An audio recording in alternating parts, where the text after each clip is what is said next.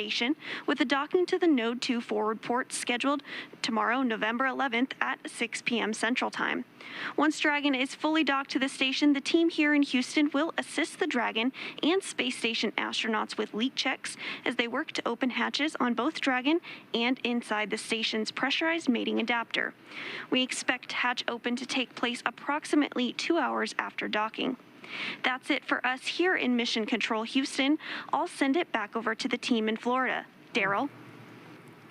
All right, thanks, Sandra. We are back here at the Kennedy Space Center, circling about that mock Dragon behind us. Yes, pretty. It's a pretty capsule. This lady right here flew on one, Crew-3, not too long ago, and had an incredible experience, 6 months up on the International Space Station. Yes. 6 months. It's hard to believe that I've been home 6 months already, but here you are, here ready to watch a launch. Watching the next one go.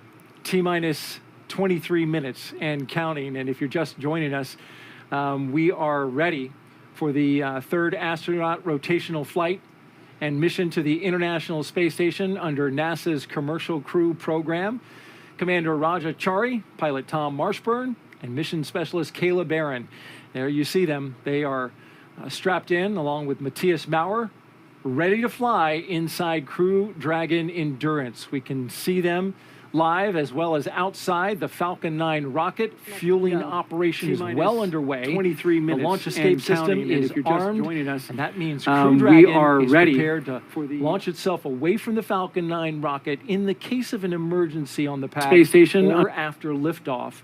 So far, operations look and sound as expected, and we are just counting down to that liftoff at 9:03 p.m. Eastern Time. You can see the steam as it comes off, the condensation as it comes off the rocket. I've noted in past launches that as it fills with fuel, the entire first stage begins to let off, and it kind of gives you a marker of exactly where in the rocket they are. It's almost like a little fuel gauge. Exactly. Yep, because the fuel and oxidizer are cryogenic. They are extremely cold, and so you just see them condensing the air around it.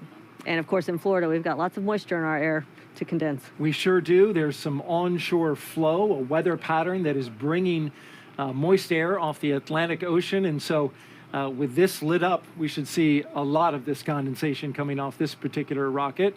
The mission is the continuation of rotational crew flights to the International Space Station from U.S. soil on private rockets and spacecraft.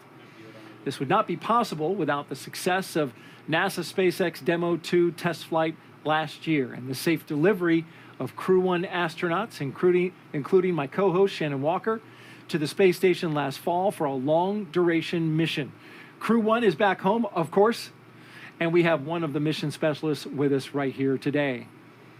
As you're counting down, we're only 21 minutes out from launch, Shannon. What is going through your head in this moment? Boy, this is really, things get even more intense and more exciting. You can feel the rocket being fueled. You know you don't have too much longer, so you're really thinking about what you're going to need to do as soon as those engines light. T-minus 21 minutes and counting. The excitement levels rising for the crew inside.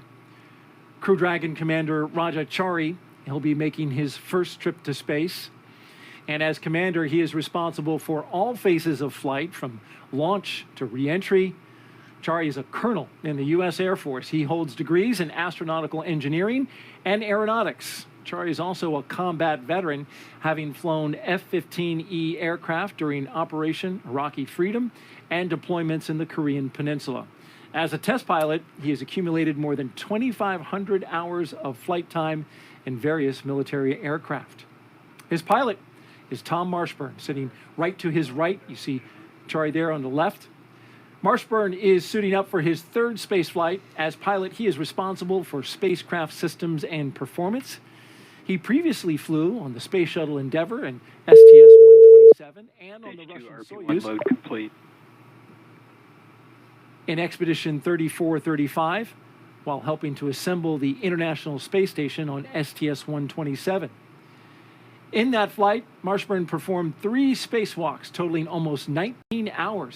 It was just go, go, go. A North Carolina native holds degrees in physics and medicine. In fact, he was an emergency medicine doctor. Yes, he was.